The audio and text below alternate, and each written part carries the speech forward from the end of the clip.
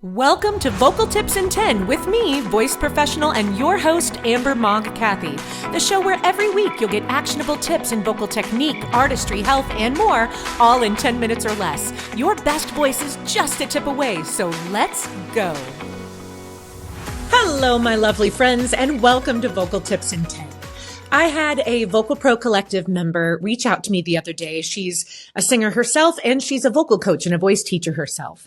And she was really frustrated because she feels like she's been working on these mixed voice exercises and these belting exercises with her singers for some time.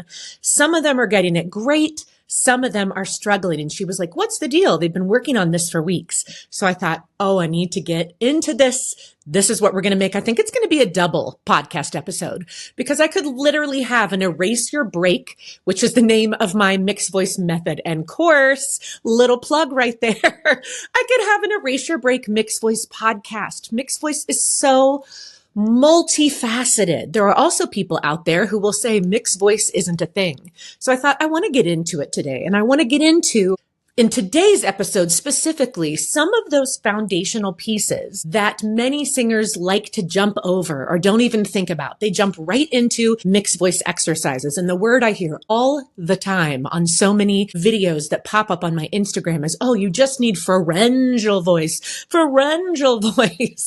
And there's nothing wrong with that, right? Your pharynx, they're talking about your oral cavity and your nasal cavity. Of course, those are important, but the way they're saying it is like, this is a magical thing you don't know about. What I find is it causes a ton of confusion for singers. Your pharynx, it's part of your vocal tract, your throat, your oral cavity, your nasal cavity. Yes, those resonators are important, but you also have to have foundational function of the vocal folds. So let's jump into it. The entire first module of my Erase Your Break course, which is a beast. So I'm just going to put it down in the show notes. It is 10 weeks of step-by-step instruction, all about building your best mixed voice. You also can jump in, choose your own adventure, work where you would like. So the whole first module is called How to Get Out of Your Own Way. And I feel like this is a huge piece of mixed voice. And because this is a 10-minute or less podcast, I'm going to touch on these each a little bit. If you want more, DM me, leave me a comment. I'm happy to talk more if you all find that helpful. But when I think about how to get out of your own way, I think about the whole singer, like I always do. So I think about the voice. So we're talking about potential tension in the voice. Great ways to address that might be any kind of an SOVT, semi-occluded vocal tract exercise. So that could be things like a lip trill,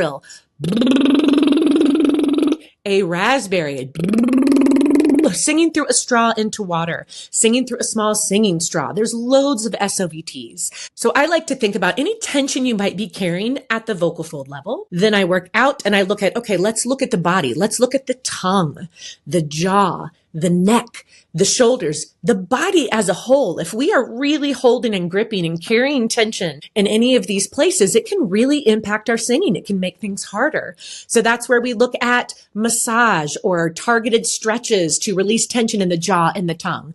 That SOVT I just did, the raspberry, that is a great one to help release tongue tension. It's also great for breath management. So we want to look at releasing tension there. Maybe we need to look at tension in our neck and our shoulders. Maybe we need to look at tension that we're holding in the abdominal area or the diaphragm that's impacting our breathing. So we're looking at the voice and tension release. We're looking at the body because our body is our instrument in tension release. And then we're looking at the mind. How we think directly impacts how our body functions, and our body is our instrument. So what I mean by tension release in the mind is if you are a singer who thinks, oh God, here comes this note. There's no way I'm going to hit it. Oh, I got to get up there. Immediately what happens? If you think, oh no, even just for a second, your muscles tighten to try and protect you, and it is genuinely harder to hit.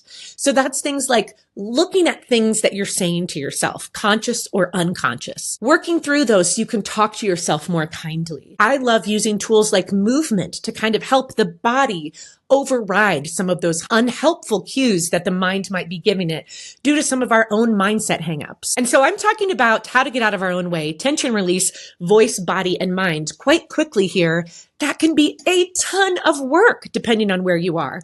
And I feel like this module, the how to get out of your own way, or these exercises, constantly re-looking at what are just habits that we have developed, either vocally, physically, things we're continually telling ourselves mentally that are now getting in our own way. I feel like that's the work that no matter how high a level of a singer you are, we're constantly coming back to, because our bodies can change, our voices can change, our mental state can change from day to day, from morning to afternoon, right? From hour to hour sometimes. So I feel like that focus and that work is many times overlooked, and it's a really important part to developing your best mixed voice. And mixed voice for me means being able to sing from the bottom of your range to the top of your range, have it feel and sound like one connected voice, because that's what we have. So you don't have really clear spots where either your voice breaks apart, or you have spots where you hear a really big tonal shift. Yeah, yeah, yeah, yeah, yeah, yeah, yeah.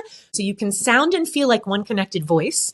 And then you have the choice to have the sound quality that you want when and where you want it. So if we talk about from a functional vocal standpoint, the other thing I think so many singers like to jump over is the muscular development that you have to have all those options and to have your best voice. What we're asking the voice to do when we sing in mix is we're asking our shortening, thickening muscle, the TA muscle that's generally responsible for our low notes and the power throughout our range. We're asking that muscle to work in coordination with our thinning muscle, the muscle that stretches and thins out the vocal folds, your CT muscle. So they work in completely opposing ways. And we're asking them to be able to coordinate together. They're absolutely able to do that if they are both developed and developed in the most balanced way possible. What do I mean by that? I mean, if you are somebody who's like, oh, my chest voice is where I live. That's a whole lot of contemporary singers. Those really high notes, I don't really ever work up there. My voice doesn't do that.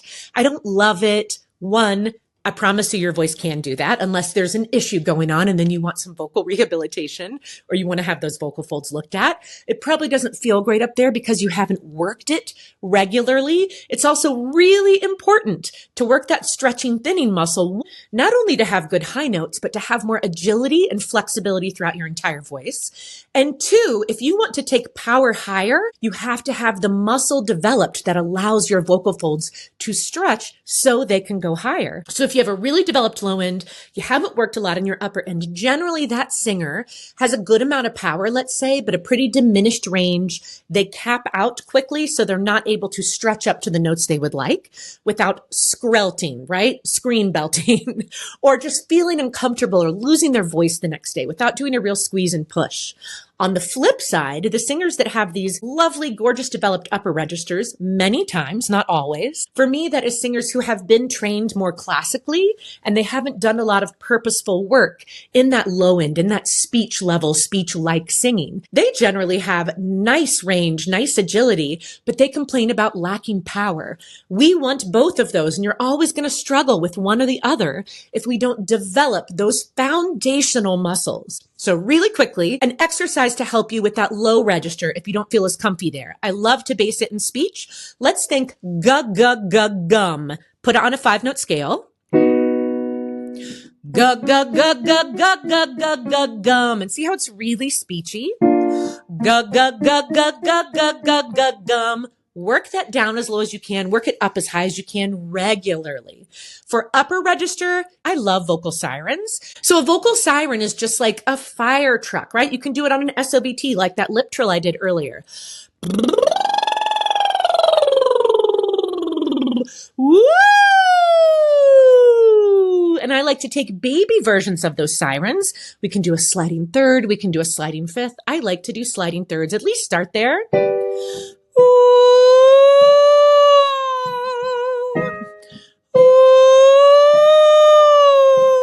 We've got to regularly work those muscles that make up the foundation of how our voice functions in order to get our best mix and to have as many options as possible. Then from there, we can talk about great exercises where we lock in pharyngeal sounds or twangy sounds or whatever you want to call them. I'm not as big on labeling them as I am on you getting the sounds you want from your voice, you having as many options as possible, you feeling in control of them, that they are consistent and they feel doable and healthy. And then next week's episode, we'll jump into more register connect exercises, mixed voice belt, the tonal outcomes we're going for.